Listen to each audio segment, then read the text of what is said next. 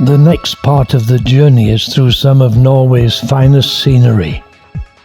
It will take us about an hour to Trollstigen. This is the rugged, raw Norway. Even the weather was not great. Mountains, streams, powerful rivers, and waterfalls.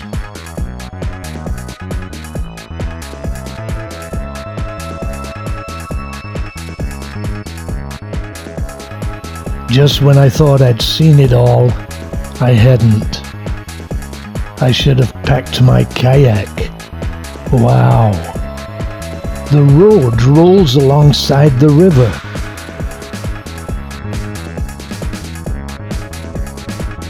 With the occasional waterfall to make it interesting. I lived in Jamaica for 2 years, and whenever I drove along the north coast there, it was like there was a totally different scene around every corner. And that's the feeling I get in Norway. 1 minute it's the river, then it's the looming mountains, then a waterfall. Then we are ascending Trollstigen, the Troll's Ladder. And the massive waterfall there crashes down the mountainside. As usual, no camera can capture the exhilarating power and awe of the scene before me. But then again, it's the land of awe and wonder. This is one of the most awesome and wonderful places, where trolls roam after the sun has set.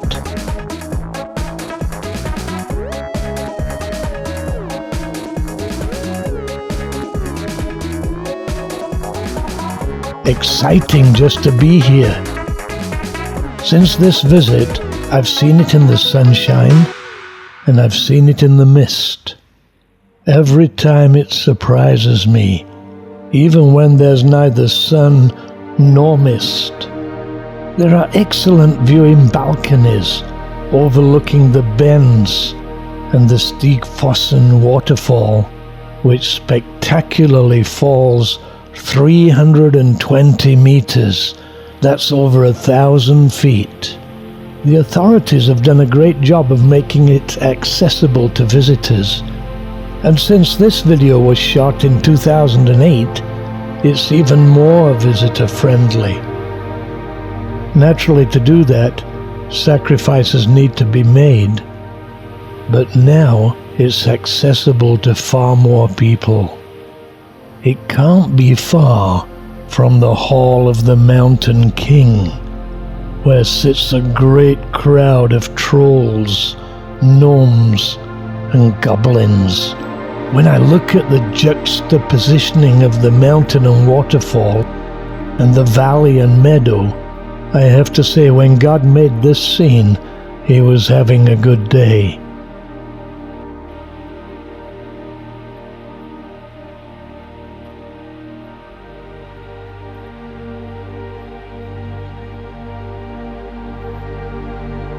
It speaks majesty.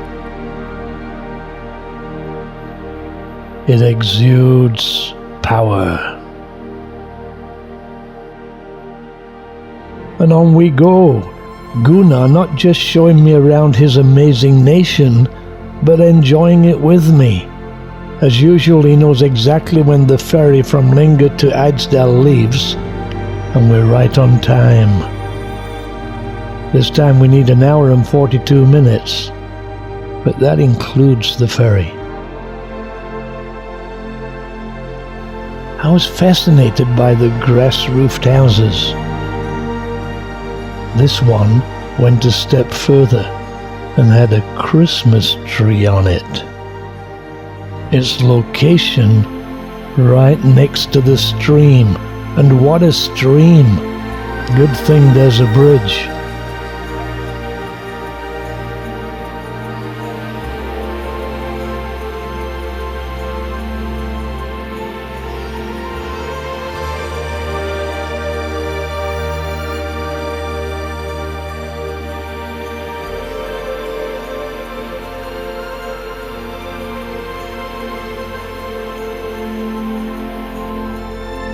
Next stop was a scenic spot called Gudbrandsduvei, another stunningly picturesque location where the river cascades through the gorge, under the road bridge and onward to the fjord.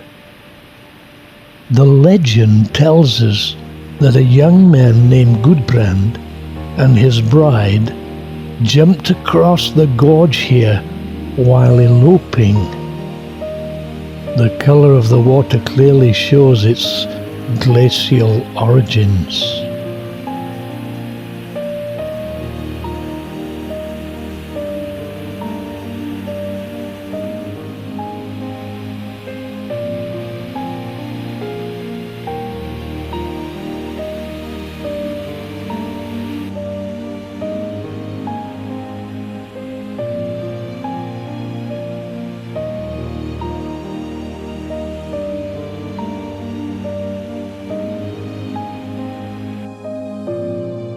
Then on to the ferry. Believe it or not, this was the very first ferry I took in Norway.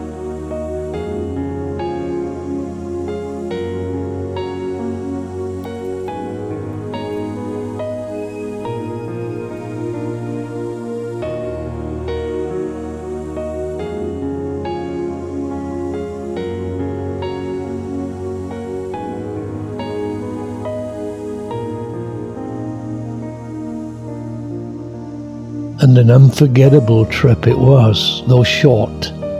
We are heading toward Eidsdal. The skies were very interesting. Rain maybe.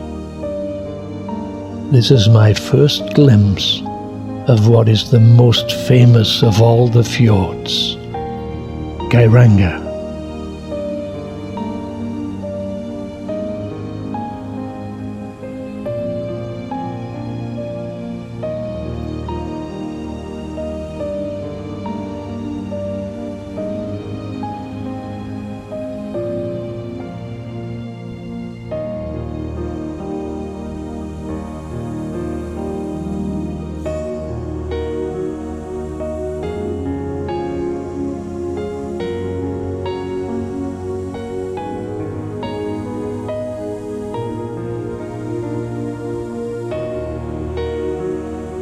So 10 minutes later we arrived in Eidsdal.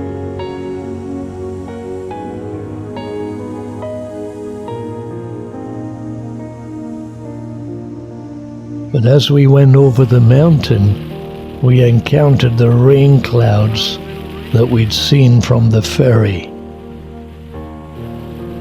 That's a lake there.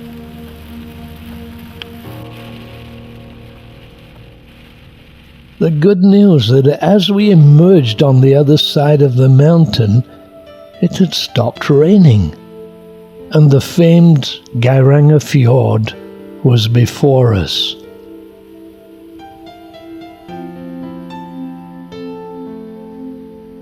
The Queen Elizabeth and other ocean-going liners sail up here.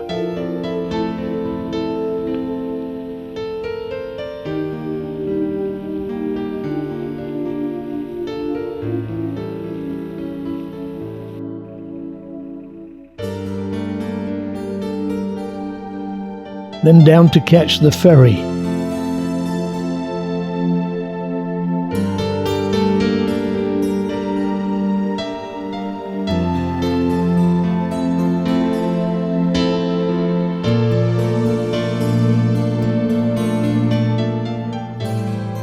Our destination, Hellesylt, and the famous waterfall there that flows right down past the town and into the fjord.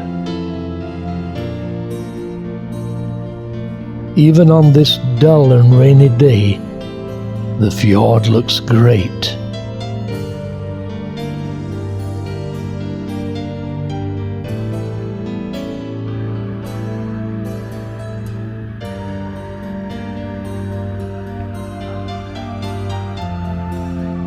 The small sightseeing boat is returning, and a larger vessel is anchored. but none of the large liners is here today. This is the heart of the tourist area.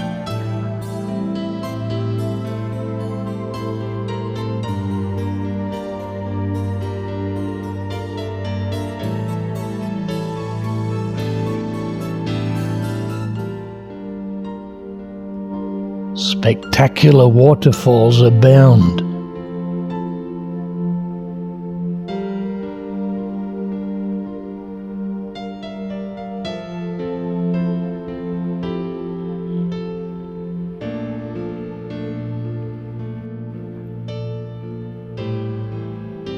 A farm on top of the hill where young children would be tethered so that they would not fall over the cliff.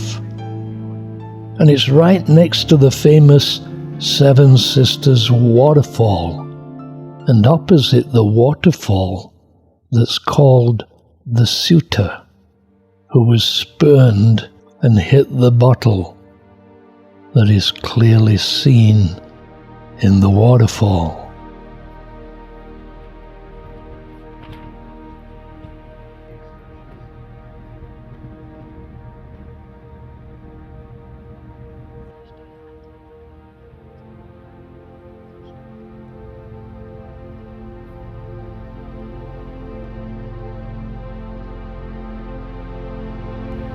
Another waterfall is so wind-blown, by the time it reaches the fjord, there's no water left.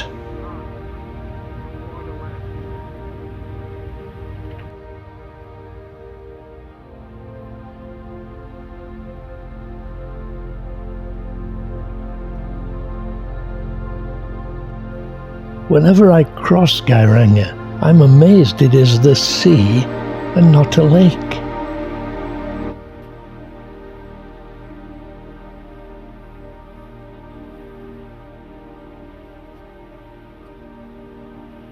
What a place.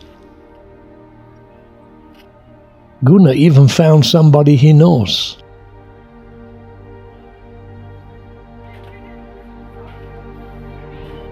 Up on deck, there are great views of the Hellesylt waterfall as we come in.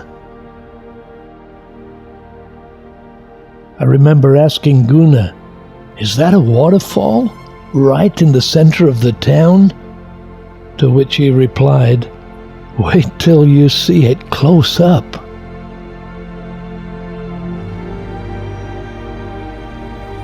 And we did.